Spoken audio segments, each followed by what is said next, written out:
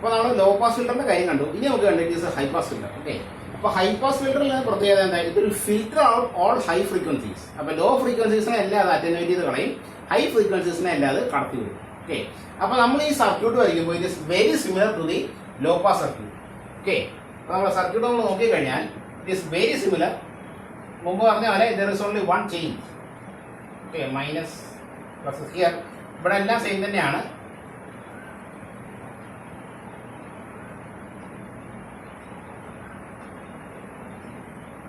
നമ്മുടെ non inverting മോഡിൽ തന്നെയാണ്. So it is R1 RF. ഇവിടെയാണ് വ്യത്യാസം വരും. ഓക്കെ, ഇവിടെ നമ്മൾ എന്ത് ചെയ്താൽ ഇവിടെ നമ്മൾ ഉപയോഗിക്കാൻ പോകുന്നത് RC നെറ്റ്വർക്ക് തന്നെയാണ്. പക്ഷേ നമ്മൾ എന്താ ചെയ്യണത്? ആറും സിയും പൊസിഷൻസ് മാറും. Okay, so here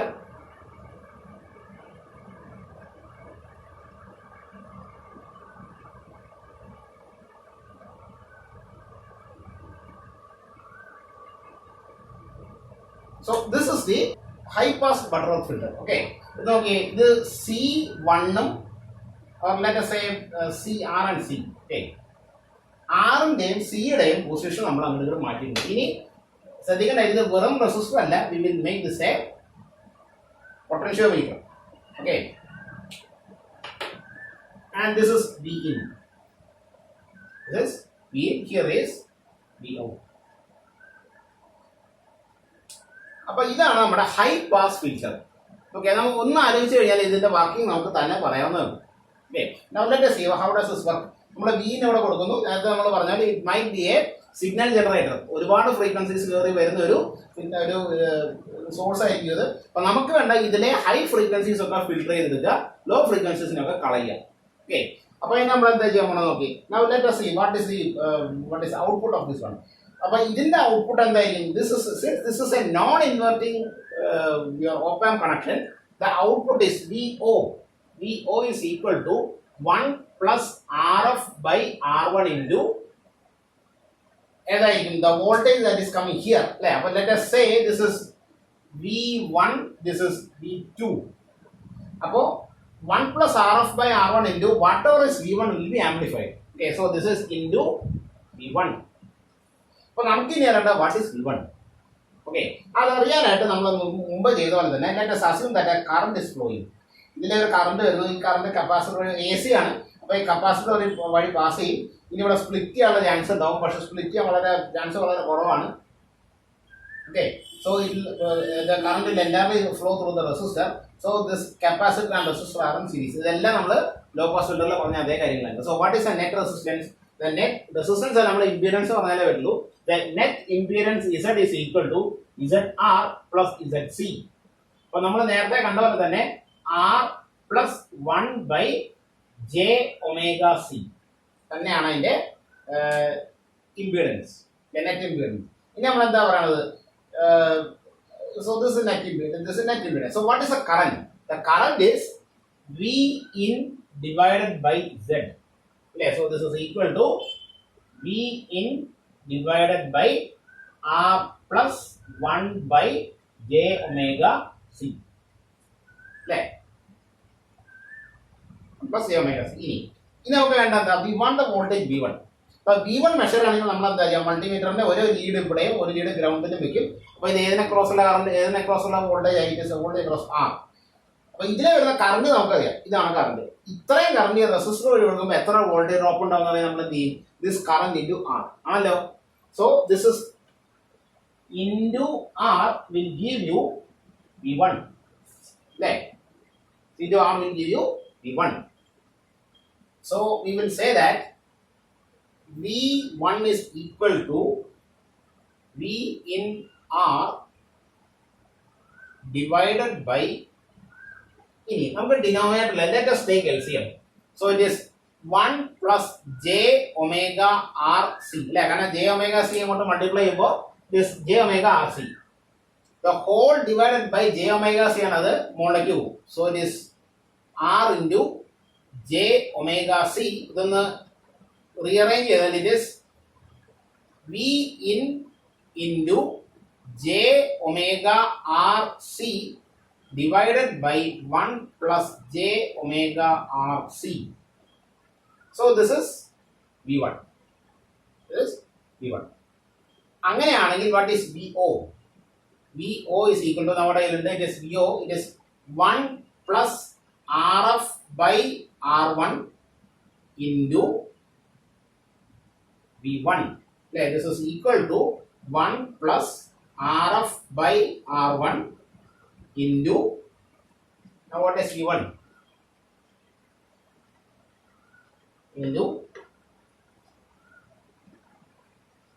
V in into j omega RC divided by 1 plus j omega RC.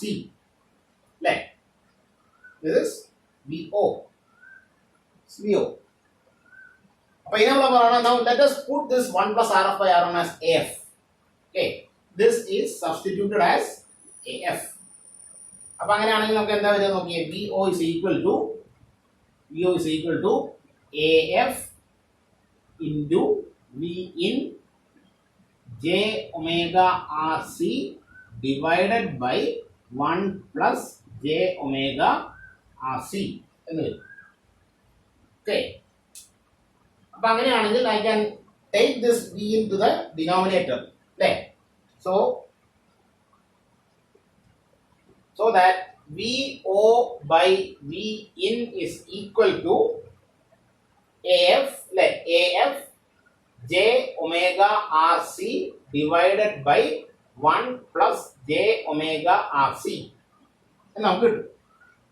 Okay, ഇനി നമ്മൾ എന്താ പറയാൻ പോകുന്നത്? Now let us put this, let us take the modulus. കാരണം ഇതിപ്പോൾ കോംപ്ലക്സ് നൊട്ടേഷൻ ആണ്. ഇതിനെ മോഡുലസ് എടുക്കുമ്പോൾ നമുക്ക് എന്താ കിട്ടുക? It is mod VO by V in is equal to, okay, modulus എടുക്കുമ്പോൾ this is a purely complex number. This is a purely complex number. So for example, IB എന്നുള്ളതിന്റെ modulus എടുത്ത് നമുക്ക് എന്താ root of B square, that is just B. അപ്പോൾ നമുക്ക് എന്ത് എഴുതാം? Numerator എന്താ പറയുക? Numerator is just AF omega RC എന്ന് മാത്രമേ എഴുതുള്ളൂ. കാരണം root of AF omega RC square ആണ്. അതെന്തായിട്ട് മാറും? AF ഒമേഗ RC എന്നിട്ട് മാറും. ഡിനോമിനേറ്ററിലാണ് വ്യത്യാസം വരിക. Now divided by root of 1 plus omega RC the whole square എന്ന് വരും. Okay, now let us substitute for omega. Let us say that omega is equal to 2 pi f. F എന്താണ്? F is the applied frequency. So this is V in. ഈ പറഞ്ഞ input AC യുടെ frequency ആണ് F. So that VO by V in is equal to AF into 2 pi FRC divided by root of 1 plus 2 pi FRC square. Like this 1 plus 2 pi FRC square. ഇനി നമ്മൾ നേരത്തെ പറഞ്ഞ low pass ഫിൽറ്ററിൽ പറഞ്ഞ അതേ argument എടുക്കുന്നു. You see that this 2 pi RC has the unit of time. Okay, അപ്പോൾ നമ്മൾ എന്ത് പറയും? Let us substitute FL is equal to 1 by 2 pi RC എന്ന സബ്സ്റ്റിറ്റ്യൂഷൻ നമുക്ക് നടത്താൻ നമ്മൾ പറയുന്നു. അങ്ങനെ വരുമ്പോൾ VO by V ന്റെ മോഡുലസ് എന്താ വരിക? Modulus of VO by V in is equal to is numerator okay AF ഇവിടെ കിടക്കുന്നുണ്ട്, എഫും അവിടെ തന്നെ കിടക്കും. പക്ഷേ 2 pi RC എന്താ? 2 pi RC 1 by FL എന്ന് വിളിക്കേണ്ടി വരും, അല്ലേ? So it is F by FL. That is F by FL divided by root of 1 plus ഇതേപോലെ തന്നെ F ഇവിടെ കിടക്കും. 2 pi RC is 1 by FL. F by FL square. So this is the gain of the circuit. See, gain of the circuit. അപ്പോൾ ഇനി നമുക്ക് അറിയേണ്ടത് ഇതിന്റെ ഇത് നമ്മൾ ഗ്രാഫ് വരയ്ക്കുമ്പോൾ എങ്ങനെയാണ് കിട്ടുക? ഗ്രാഫ് വരയ്ക്കുമ്പോൾ നമുക്ക് ഓർക്കുന്നുണ്ടാവും, നമ്മുടെ ഹൈ പാസ് ഫിൽറ്ററിന്റെ ഗ്രാഫുകൾ ഓർക്കുന്നുണ്ടാവും. AF in decibels, this is frequency. ഇവിടെ നമ്മൾ ഓർക്കേണ്ടത് how does this filtering happen? എന്തുകൊണ്ടാണെന്ന് വെച്ചാൽ let us say that you are slowly increasing frequency കൂട്ടും. ആദ്യം നമ്മൾ ഫ്രീക്വൻസി വളരെ ചെറുതായിരിക്കും. ഫ്രീക്വൻസി വളരെ ചെറുതായിരിക്കും. എന്താ പറ്റുക? യു സീ ദിസ് കപ്പാസിറ്റേറ്റീവ് ഇംപീഡൻസ് അല്ലേ? ZC is 1/ωc അല്ലേ? അപ്പൊ ഒമേഗ വളരെ വളരെ കുറഞ്ഞിരിക്കുമ്പോൾ എന്താ സംഭവിക്കുക? ഈ ഇംപീഡൻസ് വളരെ കൂടുതലാണ്. അതായത് ലോ ഫ്രീക്വൻസി AC നോക്കുമ്പോൾ ഇവിടെ വളരെ വലിയൊരു റെസിസ്റ്റർ ഇരിക്കുന്ന പോലെ നമുക്ക് ആ പറയുന്ന സിഗ്നലിൽ തോന്നും. അപ്പൊ എന്ത് പറ്റും? ആ സിഗ്നലിൽ കാര്യമായിട്ട് ഇങ്ങോട്ട് കടത്തി വിടില്ല. Because it's a very large impedance, not much of a flow will be there. Okay, but low frequencies in the capacitor തടഞ്ഞു നിർത്തുക. Okay, ഇനി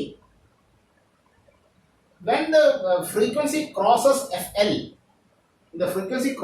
FL, we find that this capacitor impedance is very low. Okay, അപ്പോൾ അങ്ങനെ വളരെ കുറഞ്ഞ impedance ആകുമ്പോൾ capacitor അതിനെ കടത്തി വിടുകയും ചെയ്യും. Okay, so that reaches this V1 and it is getting amplifier നമ്മൾ പറയും. അപ്പൊ അതായത് ഈ കപ്പാസിറ്റർ ആണ് ഇവിടെ എന്ത് ചെയ്യണത്? ഫിൽട്ടർ നടത്തുന്നത്. Okay, so we will see that the graph looks like this.